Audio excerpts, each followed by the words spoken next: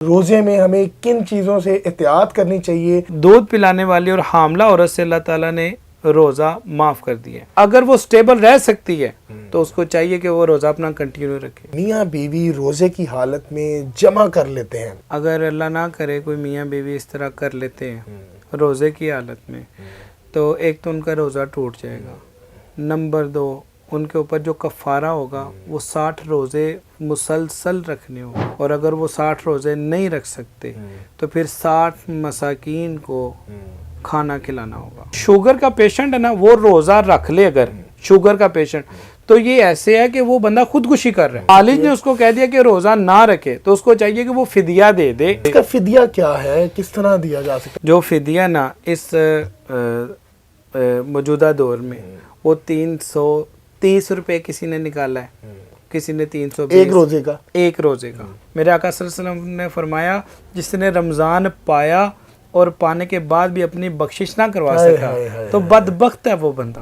السلام علیکم جی، آپ دیکھ رہے ہیں دستک ٹی وی اور میں ہوں آپ کا میزبان میاں عبداللہ۔ ناظرین، روزے چل رہے ہیں، رمضان کا مہینہ ہے، اور کچھ سوالات ہیں جو پبلک کے ہیں اور کچھ سوالات میرے ہیں، جو تمام سوالات لے کے میں اس ٹائم جامعہ حمیدیہ فرقان العلوم محمد فرقان صاحب کی خدمت میں حاضر ہوا ہوں، ان سے جاننے کے لیے کہ ہمارے معاشرے میں کچھ ایسی غلطیاں ہیں جو تمام لوگ کر جاتے ہیں، لیکن اس کے بعد اسلامی جو نقطہ نظر ہے اس کے بارے میں پتہ نہیں ہوتا ہے، اسلام کیا کہتا ہے، شریعت کیا کہتی ہے، اور روزے میں ہمیں کن چیزوں سے احتیاط کرنی چاہیے، تمام تر بات کرتے ہیں فرقان صاحب سے۔ السلام علیکم سر۔ فرقان بھی کیسے ہیں؟ الحمدللہ۔ فرقان بھی سب سے پہلے مجھے بتائیے گا کہ روزے کے جو لفظی معنی ہیں وہ ہیں کیا، روزہ کس چیز کو کہا جاتا ہے؟ بسم اللہ الرحمن الرحیم۔ روزے کا لفظی مطلب ہے رکنا، کھانے پینے سے، جماع سے۔ ٹھیک ہے، جماع یعنی ہم بستری خواہش سے رک جانا۔ قرآن پاک میں اللہ تعالیٰ فرماتا ہے یا ایھا الذین آمنوا کتب علیکم الصیام کما کتب علی الذین من قبلکم لعلکم تتقون۔ اے ایمان والو، تم پر روزے فرض کیے گئے، تم سے پہلے بھی قوموں پر فرض کیے گئے۔ روزہ فرض کیوں کیا گیا؟ روزہ فرض اس لیے کیا گیا کہ لعلکم تتقون، تم پرہیزگار ہو جاؤ، تم صاف ستھرے ہو جاؤ۔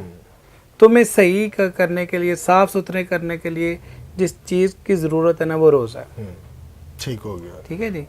روزے کا مطلب ہوا رکنا، کھانے پینے سے رک جانا، خواہش سے رک جانا، یہ جی روزے کا مطلب۔ فرقان بھی اگر روزہ رکھا ہے میں نے، تو جو میری ہے تحقیق اس کے مطابق کہ ہم نے بھوک پیاس کاٹنی ہے اپنے رب کے لیے، اس کی خوشنودی حاصل کرنے کے لیے، اگر اس روزے کی حالت میں میری نظر کسی غیر محرم میں پڑ جاتی ہے اور وہ بے لباس ہے اور وہ میرے سامنے سے گزر رہی ہے، تو کیا اس کا میرے روزے پہ کوئی اثر ہوگا؟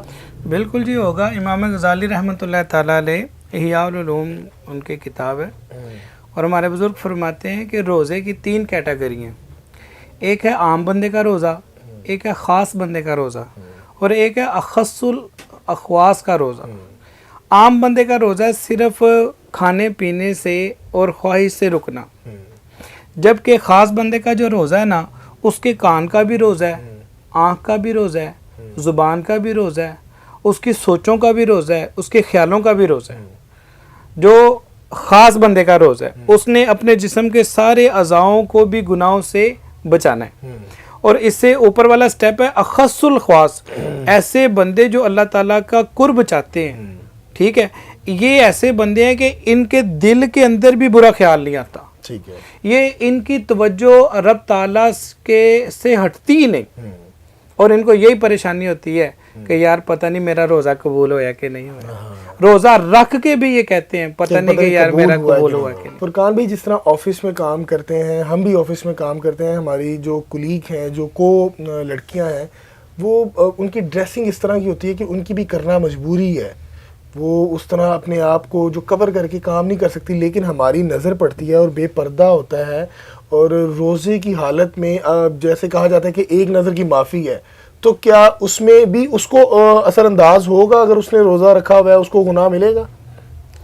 دیکھیں عبداللہ بھائی، روزہ ہو یا نہ ہو، یہ جو ابھی آپ نے بات کی ہے نا ایک نظر کی معافی ہے، اس کا مطلب یہ ہے کہ ایک نظر میں بھی کوئی اتنا نہ دیکھے کہ نظر مکمل ہو جائے, کو ایک نظر میں ہی 1000 نظریں دیکھ لے. استغفراللہ. ایک نظر کا مطلب ہے اچانک پڑ گئی. قرآن پاک تو فرماتا ہے نا مرد اور عورت کو چاہیے کہ وہ اپنی نظریں جھکائیں, اور یہاں جھکانا ایسے ہوتا ہے اور دیکھنا ایسے ہوتا ہے. جھکی ہوئی کو دیکھنا نہیں کہتے, تو اللہ تعالیٰ کا فرمان ہے جھکانا. اب یہ دیکھنے کے اوپر جو دلائل مانگ رہے ہیں, ایک نظر کے اندر 1000 نظریں دیکھ رہے ہیں, تو یہ نا شریعت کے ساتھ مذاق ہے, دین کے ساتھ. ٹھیک ہے نا. اس سے روزے کی جو نورانیت ہے نا وہ قائم نہیں ہوگی, بندے کے دل کے اندر خشیت الہی نہیں آئے گی. بالکل. ناظرین, اسلام جو ہے وہ دین اسلام بڑا نرم ہے, اتنا سخت نہیں ہے, لیکن کچھ آپ کے اندر بھی شعور ہے, لاشعور ہے, جس کو لے کے آپ بہتر جو ہے نا جواب حاصل کر سکتے ہیں. یقیناً اسلام میں معافی ضرور ہے, لیکن آپ کی نیت کیا ہے وہ آپ بہتر جانتے ہیں. آپ صاحب مجھے بتائیے گا کہ حاملہ اور دودھ پلانے والی عورتیں, ان کے بارے میں دین اسلام کیا کہتا ہے, شریعت کا کیا حکم ہے, کیا وہ روزہ رکھ سکتی ہیں یا نہیں رکھ سکتی؟ دیکھیں, دین اسلام الحمدللہ مکمل دین ہے, اور اس نے الحمدللہ ہر ٹاپک کے اوپر گفتگو کی ہے. ایسے بندے جو بھی پیدا نہیں ہوئے, جب وہ پیدا ہوں گے اور ان کے مسائل بنیں گے, شریعت نے ان کا بھی پیدا ہونے سے پہلے جواب دے دیا ہوگا. الحمدللہ دین مکمل الحمدللہ دین ہے.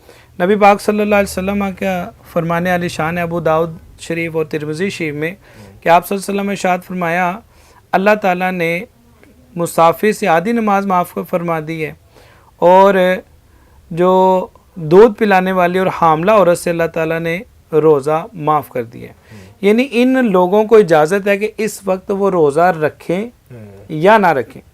اب ہمارے ایک بزرگ ہیں حضرت شیخ عبدالحق محدث دہلوی رحمۃ اللہ تعالیٰ علیہ, آپ فرماتے ہیں دودھ پلانے والی اور حاملہ عورت کو روزہ نہ رکھنے کی رخصت صرف اس صورت میں ہے کہ وہ بچہ یا خود کو اس روزے کی وجہ سے اگر نقصان ہو اس کی صحت کو یا بچے کو, تو وہ روزہ نہ رکھے. اور اگر وہ سٹیبل رہ سکتی ہے تو اس کو چاہیے کہ وہ روزہ اپنا کنٹینیو رکھے.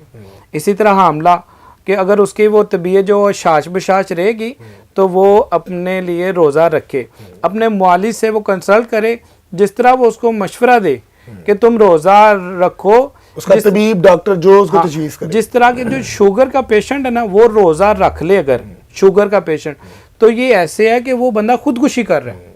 بالکل, کیونکہ شوگر ہے, ڈائبٹیز کا بھی اب معالج نے اس کو کہہ دیا کہ روزہ نہ رکھے, تو اس کو چاہیے کہ وہ فدیہ دے دے, کسی اور کو رکھوا دے. اس کا فدیہ کیا ہے, کس طرح دیا جا سکتا ہے؟ جیسے ہماری بوڑھی خواتین مائیں ہیں, ان کو ڈائبٹیز ہے, وہ بلڈ پریشر ہے, وہ روزہ نہیں رکھ سکتی, اس کا کیا ہے؟ دیکھیں, شریعت نے اس کا بھی ہمیں الحمدللہ نا حل بتایا. جو فدیہ نا اس موجودہ دور میں وہ 330 روپے کسی نے نکالا ہے, کسی نے 320, ایک روزے کا. وہ اس کو 30 روزوں کے ساتھ ضرب دے کے نا اتنے اپنے روزوں کا فدیہ اور دے.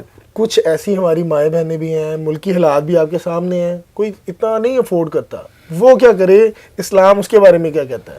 کیا اس کو, کوئی غریب لوگ ہیں, جیسے ایک شخص ہے وہ اتنے پیسے افورڈ نہیں کر سکتا کہ وہ فدیہ دے, تو وہ کیا کرے؟ نہیں, اس کو دیکھیں یہ جو فدیہ ہے نا یہ لازم ہے, یہ لازم ہے.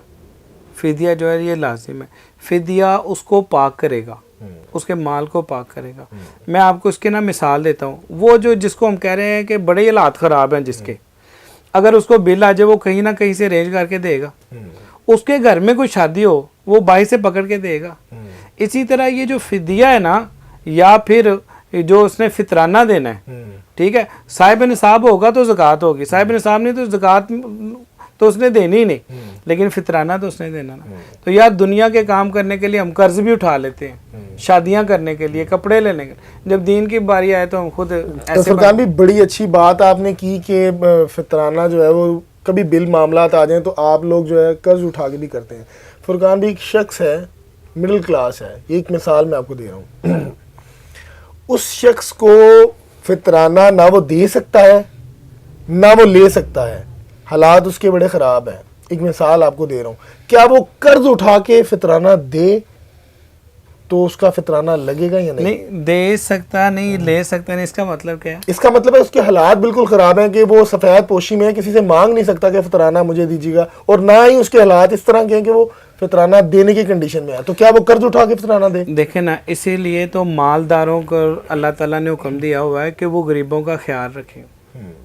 जब वो सफ़ेद पोशों का ख्याल रखें ना, बड़े सफ़ेद पोश हैं जो किसी के सामने ऐसे भी नहीं करते, ठीक है। जब ये साहिब हैसियत लोग, मालदार लोग गुराबा का ध्यान रखेंगे ना, तो उनके पास तो ऑटोमेटिकली वो रकम इतनी तो आ ही जाएगी ना, 300 रुपया तो आ ही जाएगा ना यार फितराना देने के लिए। ये मालदारों को सोचना चाहिए कि जो मिडिल क्लास है या फिर ऐसे लोग जो सफ़ेद पोश हैं, उन्होंने ये अब अल्लाह की बारगाह में हुक्म अदा किया है कि नहीं किया, ये उनसे पूछ होगी, ठीक है, मालदारों से, कि तुमने उनका ख्याल रखा है कि नहीं रखा। जी बिल्कुल जी। ये जो हमारे इलाके के जो चौधरी लोग हैं जो चुदराहट के नशे में हैं और बड़ी बड़ी गाड़ी में घूमते हैं, रोज़े महशर इनसे सवाल ज़रूर किया जाएगा कि आपके जो दाएं बाएं आगे पीछे जो लोग रहते थे, जो गरीब लोग थे, क्या कभी उनसे जाके तुमने पूछा क्या खाया है क्या नहीं? लेकिन इस तरह का आज के दौर में नहीं होता, क्योंकि नफ्सा नफ्सी का आलम है, हर बंदा जो है वो दौड़ में लगा हुआ है, वो दौड़ है पैसे की। आखिरी सवाल और बड़ा जो हमारा कॉमन सवाल है आज का, फुरकान साहब की मियाँ बीवी रोज़े की हालत में जमा कर लेते हैं। जमा अगर आपको मैं आसान लफ्ज़ों में बताऊं तो हम बिस्तरी कर लेते हैं। शरीयत क्या कहती है? क्या रोज़ा टूट जाएगा? अगर टूट जाएगा तो क्या उसका फिदिया होगा, उसका क्या जुर्माना होगा? देखिए जी, अल्हम्दुलिल्लाह पहले भी गुजारिश की है कि दीन इस्लाम ने मुकम्मल दीन है और इसमें सारी बातें बयान हो चुकी हैं। अगर अल्लाह ना करे कोई मियाँ बीवी इस तरह कर लेते हैं रोज़े की हालत में, तो एक तो उनका रोज़ा टूट जाएगा, नंबर 2 उनके ऊपर जो कफ़ारा होगा वो 60 रोज़े मुसलसल रखने होंगे, ठीक है। और अगर वो 60 रोज़े नहीं रख सकते तो फिर 60 मसाकीन को खाना खिलाना होगा, जिससे उनका इस अमल का कफ़ारा हो जाएगा। इसमें नीयत भी डिपेंड करती है, ये नहीं कि कोई अमीर लोग हैं, साहिब इस्ताद हैं, तो वो बार बार उस अमल को दोहराएं। नहीं, देखें, सगीरा गुनाह को बार बार करने से ना कबीरा हो जाता है। सगीरा गुनाह बार बार रिपीट करने से ना कबीरा गुनाह के दर्जे तक पहुंच जाता है, और ये तो है ही कबीरा गुनाह। जो बार बार करेगा पता नहीं, फिर तो वो महा कबीरा हो जाएगा ना जी। माफ़ी नहीं है, ये नहीं है कि मेरे पास करोड़ों रुपए है तो मैं दोबारा ये हमने बात जब शुरू की थी ना, रोज़े का मकसद है, अल्लाह ताला फरमाता है तुम मुत्तकी हो जाओ, तुम परहेजगार हो जाओ। यार कैसे बंदे हैं अगर हम परहेजगार नहीं होते। हम तो अल्लाह ताला के नबी सल्लल्लाहु अलैहि वसल्लम की लाडली उम्मत है, ये रोज़े हमें बख्शवाने के लिए आए हुए। मेरे आका सल्लल्लाहु अलैहि वसल्लम ने फरमाया, जिसने रमज़ान पाया और पाने के बाद भी अपनी बख्शिश ना करवा सका तो बदबख्त है वो बंदा। बेशक बदबख्त है यार, बदबख्ती से बचना है। मेरे नबी अपनी उम्मत के लिए बहुत रोया करते थे और बड़ा नरम जो है ना गोशा था। नाज़रीन, तमाम तर जो अहम सवाल थे वो आज जो मेरे दिल में भी थे और मैं चाहता था कि हमारे नाज़रीन जो है वो रोज़ देखने वाले उन तक ये पहुंच सकें, और फुरकान भाई ने बड़ी हमारी रहनुमाई की। तो खुदारा जो है वो नेकी करें, लेकिन नेकी इस तरह की जाए कि उसका जो है दिखावा ना किया जाए। और बेशक अल्लाह ताला ने कुरान मजीद में फरमा दिया कि अमलों का दारोमदार नीयत पर है। नीयत क्या है आपकी, ये आप जानते हैं या आपका खुदा जानता है। मुझे दीजिएगा इजाज़त, अल्लाह हाफ़िज़।